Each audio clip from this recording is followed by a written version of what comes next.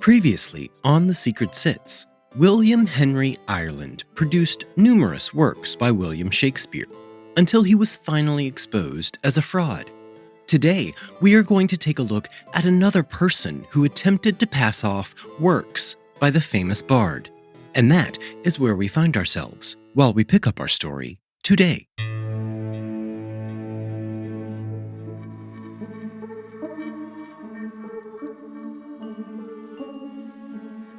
Welcome to The Secret Sits. I'm your host, John Dodson. Join us every Thursday as we uncover the secrets behind the world's most fascinating true crime cases. You can find all episodes of The Secret Sits for free on Apple Podcast, Spotify, or wherever you get your podcasts. And if you like what you are hearing, reach out to us on Instagram and Facebook at TheSecretSitsPodcast or on Twitter at SecretSitsPod. Now, on with our story.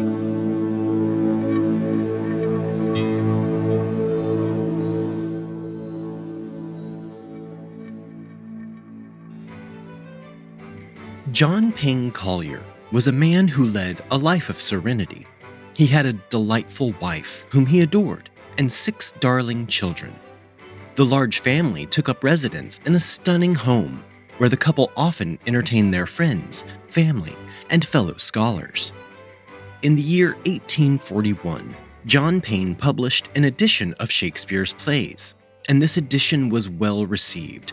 However, the books did not sell as well as they were admired. John Payne was quite a successful publisher, and he had a very fruitful publication on history in the English drama. He had also founded the Shakespeare Society. John Payne was a vivacious 63-year-old man, and his career was tipping the peak of accomplishment. John could look forward to a very enjoyable retirement. After all, he had 23 grandchildren to visit with.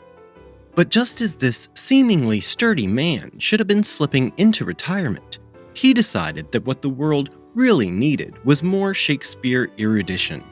You see, John Payne had quite the good fortune to have acquired a copy of Shakespeare's second folio, which was originally published in 1632, approximately 9 years after the world-famous first folio. If you've listened to episode 1 of this series on Shakespeare Forgeries, you know that Shakespeare wrote 38 confirmed plays. In the first folio, there are 36 plays, divided into 3 distinct categories: comedies, tragedies, and histories. The 2 plays not included in the first folio are The Two Noble Kingsmen and Pericles, Prince of Tyre. Both of these manuscripts are now accepted as Shakespearean canon. And although he may not have written the entirety of these plays, he made significant contributions to writing both of them. None of Shakespeare's poems were included in the first folio. The second folio was published 16 years after the death of the world's greatest poet. The second folio was named the Perkins Folio, because a fellow named Perkins was the first to own the manuscripts. This man felt it was appropriate to scribble his own name across the cover of the Shakespeare works. So in the year 1852, John Payne Collier decides to present this previously undiscovered folio to the Shakespearean scholarly elite. In the Perkins Folio, there are literally thousands of emendations, or notations in ink, which changed some of the originally scripted words, or the order of some of the words in the original Shakespeare plays. Collier asserted that the notations were made in a 17th century hand, and that only someone with a profound knowledge of the bard's plays could have made the alterations. John Payne went on to assert that the old corrector, as John referred to him, must have been working from the original copies of the plays. He went on to publish his extraordinary findings in an article titled Notes and Emendations in the Text of Shakespeare. John then began production on an all-new edition of Shakespeare's plays, which incorporated all of the changes from the Perkins Folio. This new edition of works by William Shakespeare would make all previous editions irrelevant, including John's own 1841 edition. But nonetheless, John Payne pressed on in his endeavors. During the production of John Payne's new edition, the Duke of Devonshire passed away, and after his death, his successor donated his father's complete and vast library to the British Library. And why do we care, you ask? Because John Payne had given the Perkins Folio to the Duke of Devonshire as a gift. When the British Library received the inheritance of the Duke's library, one librarian named Sir Frederick Madden was assigned to delve into the treasure trove of literature. As librarian Sir Freddie began examining the Perkins Folio, there were things that stood out and perturbed him. For one, the ink notations had been written or drawn over pencil notations. It was as if someone had made all of these corrections and then gone back over them in ink later. But old Sir Fred could not be fooled this easily, and he quickly deduced that some clever forger had first made these notations in pencil and then traced them with writing ink to give them the look of antiquity. But you have to get up earlier in the morning than that to fool Sir Mad Dog Freddy. After pondering his findings and deciding that he was, of course, correct, Sir Madden of the Land of Fred published his findings in an article.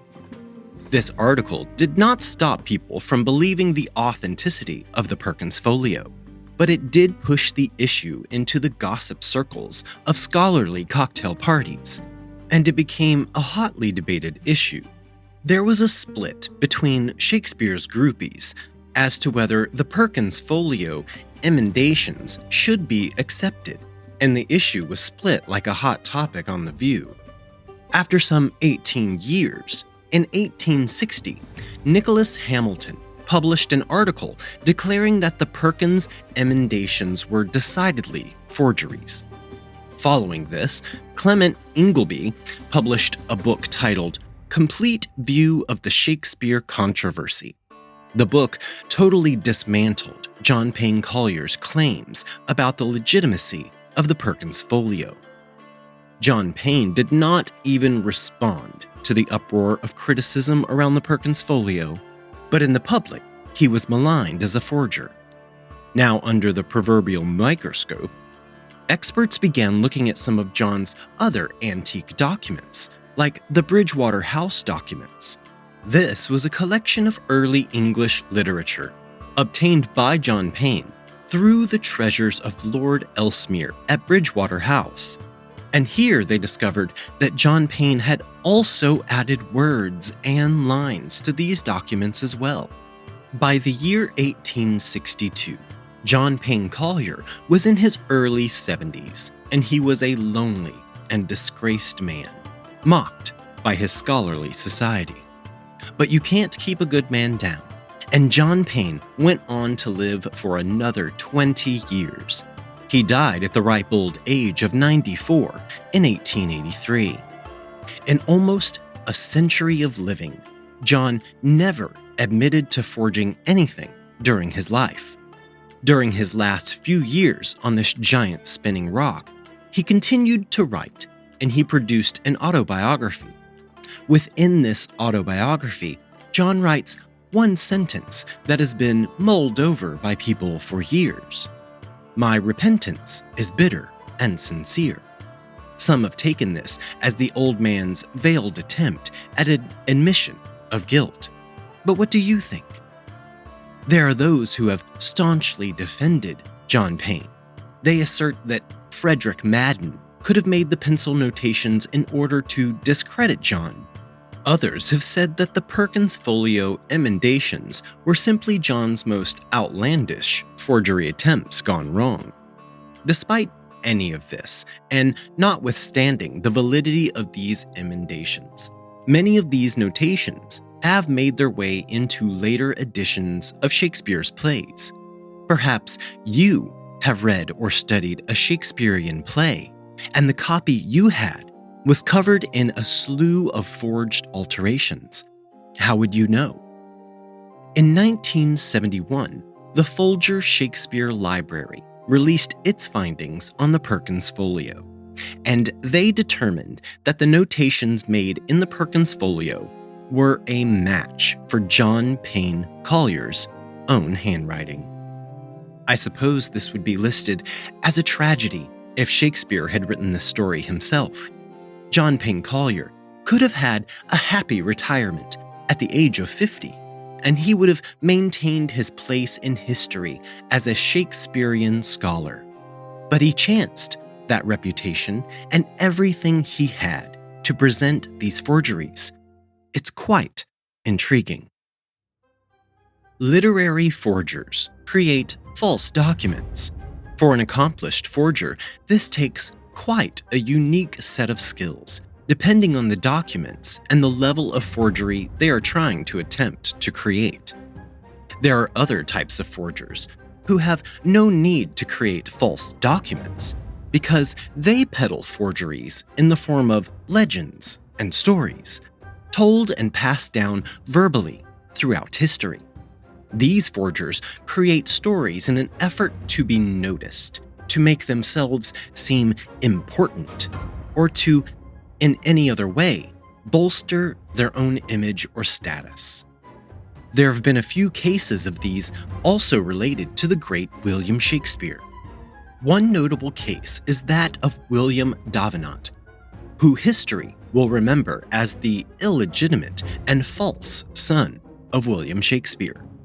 This oral forgery is quite remarkable. William Davenant was born in 1603 in Oxford. He would go on to become an actor and theatrical manager. William was the son of innkeepers, and it has long been told that Shakespeare would often stay at William's parents' inn in Oxford. You see, Oxford was a convenient halfway point between London and Shakespeare's hometown of Stratford. This was a trip taken quite often by the bard, and it made sense that the traveler would stop during the journey for some much-needed rest. Originally, William Davenant would claim that the world-famous poet was just his godfather, and what a claim to hold on to while making your rise in the local theater scene. But as the young man's reputation continued to grow during the 1620s, William began hinting that Shakespeare and his mother had had an affair, and that he himself was a result of their primordial lust. This would also suggest that Shakespeare's stops at the end were for more than a good night's sleep. However, there are no records to corroborate any of William's stories. There is not even a baptismal certificate to confirm the godfather portion of William's story. On top of that, there are no records of Willie Shakes having ever stopped overnight in Oxford on his trek from London to Stratford. Was all of this simply William's way of gaining recognition for his theatrical career? There had to be a better way, like, I don't know, actually being accomplished at your chosen profession, perhaps. There are no legitimate Shakespearean scholars who give any credence to William's story, and he is sadly now no more than a humorous footnote in literary history.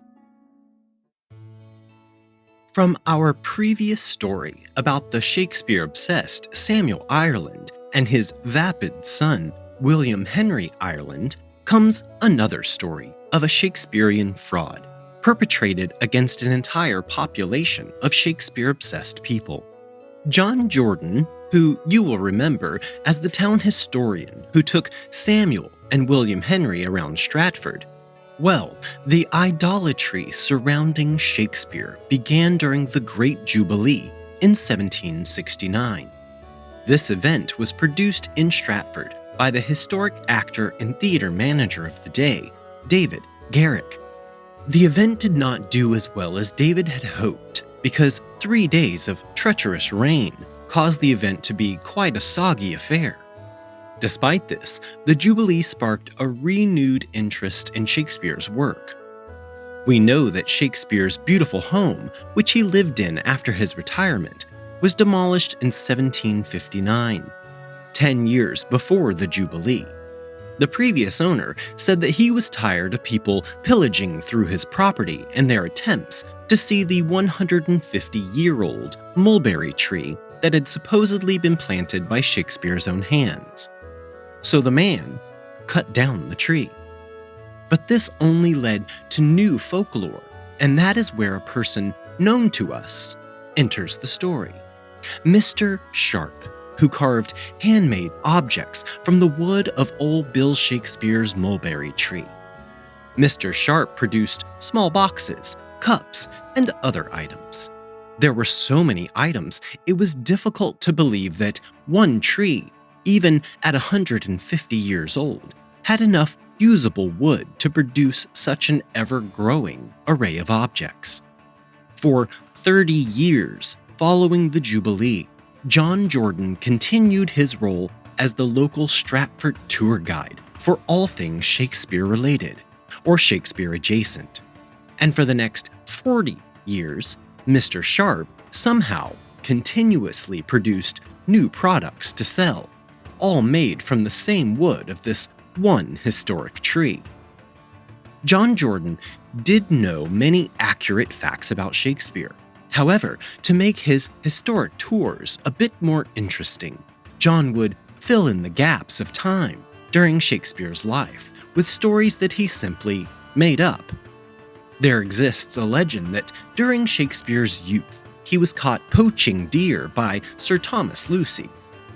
This is a true legendary story, but when John Jordan told the story, he added his own je ne sais quoi, and he described Shakespeare in his youth as a rabble-rouser who would drink heavily and get into mischief. To add authenticity to his fabricated story, John would show his tours a crabapple tree near Anne Hathaway's home, and there he would proclaim was the very spot where Shakespeare and his wild and crazy friends would have their raucous drinking parties. The problem with these made-up stories is that, just like John Payne Collier's Forgeries, some of these stories have made their way into Shakespeare biographies, and even to this day, some of these erroneous stories appear in books and articles about the famous bard. Finally, I want to ask a question. Why Shakespeare? Why are the centuries filled with forgeries of this one literary giant? Well, I will answer my own question. Today, it is estimated that anything, absolutely anything, that contains a single authentic signature from William Shakespeare would have a starting price of $1 million. A completely new Shakespearean document, for example, one of his plays in his own hand, would bring in an outrageous amount of money, which would far surpass the figures obtained for original works of art by Van Gogh, Picasso, or Renoir. To understand why this price would be so high, you have to understand the process of writing plays in Shakespeare's time. The writer only wrote for an acting company, and anything they wrote immediately belonged to the acting company and not the author. The play script would be copied by hand for each actor, but those were the only copies of the work which existed. Sometimes the actors would reproduce a script from their memory, or a member of the audience would sit and write out the script line by line as it was performed, and they would later publish their script. But how accurate were those? Sit at home tonight and watch your favorite TV show and try and transcribe the script at the exact same time you're listening to it, and let's see how accurate you would be. A lot of the actual Shakespearean scripts were destroyed in the Great London Fire of 1666. 2/3 of the city was decimated during this one single fire. Aside from Shakespeare Folio No. 1, which was published 7 years after the poet's death, play scripts were simply not considered valuable literary documents. Forgeries are white-collar crimes, but they can be just as interesting as all other true crime stories. And here on The Secret Sits, we love to discuss interesting true crime, and not just what's in the headlines. And with that, we hope you enjoyed. We dance round in a ring and suppose, but the secret sits in the middle and knows. The Secret Sits podcast is researched and written by me, John Dodson. Audio engineering by Gabriel Dodson. Original logo artwork provided by Tony Lay.